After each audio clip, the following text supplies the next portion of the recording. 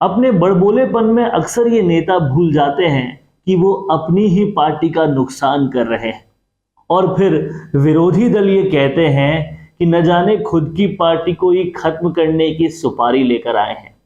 राजस्थान में भी ऐसे नेताओं की फहरिस्त में गोविंद सिंह डोटासरा सबसे ऊपर आते हैं। एक के बाद एक विवादों से भरे बयान देते हैं और वो विवादों से भरे बयान भले ही उन्हें तो हेडलाइंस में लेकर आ जाते हों, लेकिन उनकी पार्टी को, उनके दल को लोगों की नजरों से नीचे लेके आ जाते हैं और एक के बाद एक लगातार अपनी पार्टी की पूरी इमेज को खराब करने का काम गोविंद सिंह डोटासरा लगातार करते आए हैं। इस पूरे वीडियो में बात करेंगे कि अब क्या नया विवाद गोविंद सिंह डोटासरा ने किया और किस तरीके से वो उनकी पार्टी को नुकसान पहुंचा रहा है। पहले के उनके वाकयातों पर भी बात करके पूरी तरह से एनालाइज करेंगे कि ऐसे बयान और ऐसी बयानबाजी और ऐसा बड़बोलापन कहीं ना कहीं पूरी की पूरी पार्टी तो है ही, उसके साथ साथ सरकार को भी गर्त में लेके जाता है और लोगों की नजरों में से सियासत पर से विश्वास उठा देता है। आप इस वीडियो को आखिर तक देखिएगा और अगर आपने अभी तक हमारा चैनल सब्सक्राइब नहीं किया है तो तुरंत कर लीजिए ताकि आपको इस तरह के वीडियोस और इस तरह का विश्लेषण लगातार मिल पाए। अपने पास में बना बेल आइकन भी दबा लीजिए ताकि सभी नोटिफिकेशंस आपके पास बहुत समय से आए। हम बात कर रहे हैं गोविंद सिंह डोटासरा की, वो नेता जो अपने बड़बोलेपन के लिए बहुत ही ज्यादा प्रसिद्ध हैं। हेडलाइंस बटोरने की शायद कोई मोटिव हो, लेकिन उनकी पार्टी उस वजह से लगातार लोगों की नजरों से गिरती जा रही है। और अब गोविंद सिंह डोटासरा ने एक और बार बड़बोलेपन का जो बानगी पेश की है वो उदयपुर कांड में है। उदयपुर कांड से पहले से ही राजस्थान कांग्रेस को बहुत बड़ा धक्का लगा हुआ है। सरकार, सियासत सब धक्के में है, सदके में है। राजनीतिक गलियारों में ऐसी बातें चल रही है कि ये जो काम हुआ है वो कहीं ना कहीं सरकार को लेकर डूबने वाला काम है और उस पर से धक्का लगा रहे हैं गोविंद सिंह डोटासरा कि अगर कुछ काम खराब नहीं हुआ हो तो उनके बयान से हो जाए। गोविंद सिंह डोटासरा ने हाल ही में सुर्खियां बटोरने के लिए जो काम किया वो ये था कि उन्होंने पत्र लिखा एनआईए को और कहा कि भाजपा की भूमिका पर ध्यान दिया जाए कि भाजपा किस तरीके से कातिलों से मिली हुई है, उन आतंकवादियों से मिली हुई है। अब आप सोचिए, समझिए, 17 तारीख को वीडियो जारी होने के बाद, इतने दिनों के बाद ये काम होता है। पुलिस को सब कुछ पता है, अलर्ट हुआ है, इंटेलिजेंस की कोई जरूरत ही नहीं है। जब खुद आरोपियों ने पहले ही कहा है, वार्निंग दी है कि हम ऐसा करने वाले हैं, उसके बाद भी वो पुलिस नहीं कुछ कर पाती जिसका मुखिया खुद मुख्यमंत्री है, उनकी पार्टी का सबसे बड़ा नेता है और उस पर से इस पार्टी के अध्यक्ष इस तरीके का बयान दे रहे हैं कि भाजपा की भूमिका तलाशी जाए। कहीं तो कोई शर्म आनी ही चाहिए इस तरीके के बयान देते हुए। और बयान कौन दे रहा है?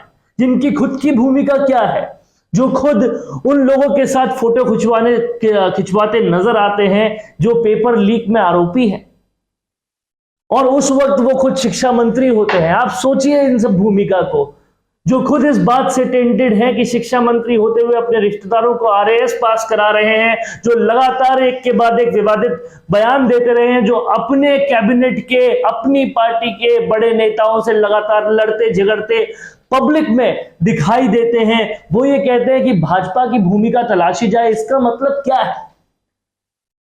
क्या कांग्रेस को पूरी तरीके से जनता की नजरों से गिराने का इन्होंने कोई ठेका लिया है? ये समझना पड़ेगा। लगातार एक के बाद एक ऐसे बयानबाजी, कभी महिला टीचर्स के लिए ऐसी बयानबाजी करते हैं वो, कभी बुजुर्ग टीचर्स जब उनके पास आते हैं तो उनको झटका देते हैं, कभी अपने घर को नाती का बाड़ा बोलते हैं। लगातार ऐसे विवाद पनपाने का गोविंद सिंह डोटासरा ने ऐसे लगता है कि कोई ठेका ले रखा है, जिससे वो तो हेडलाइंस में आ जाते हैं, सुर्खियां बटोर लेते हैं, लेकिन कांग्रेस पार्टी का लगातार जनता की नजरों में उनका इमेज जो है वो खराब होता रहता है।